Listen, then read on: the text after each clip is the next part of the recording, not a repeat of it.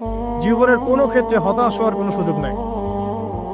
আজকে পারিবারিক ভাঙন বলেন, ব্যক্তি পর্যায়ের আত্মিক ধ্বংসই বলেন, সমাজের বিপর্যয় বলেন, যাই বলেন, পিছনে একটা বড় কারণ আছে। সেটা হলো আল্লাহ থেকে দূরে থাকা মানুষ, আল্লাহ থেকে হতাশ হয়ে যাওয়া। আর এই কাজটা শয়তান করিয়েছে মানুষকে আল্লাহ থেকে দূরে সরানোর জন্য। আল্লাহ রাব্বুল আলামিনের কাছে কেউ যদি যেতে চায়, মন থেকে যদি আল্লাহকে একটা বারও ডাকে, আল্লাহ তবে এক ডাকের মাধ্যমেও তার গুনাহ মাফ করতে পারে। দুজন ব্যক্তির ঘটনা পড়লাম। একজন ব্যক্তি প্রচন্ড রকম আবেদ, প্রচুর ইবাদত করে। আপনারা জানেন ইবলিসও কিন্তু আবেদ ছিল, ইবলিস কিন্তু প্রচুর ইবাদত করেছে।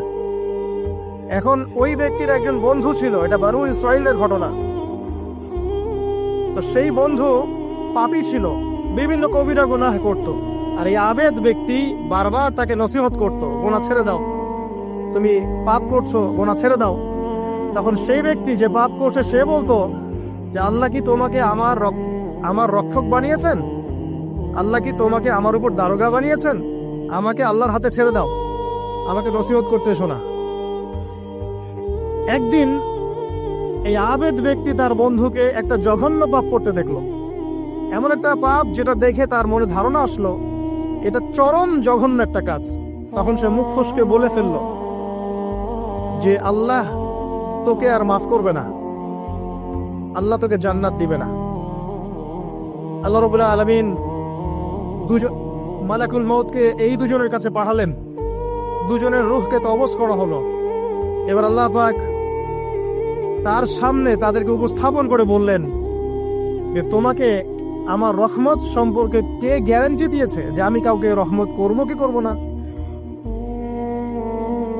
যাও, আমি তোমাকে জাহান্নামে পাঠালাম, ওই ব্যক্তি যে আমার রহমত প্রত্যাশা করেছে আমি তাকে জান্নাত দিয়ে দিলাম।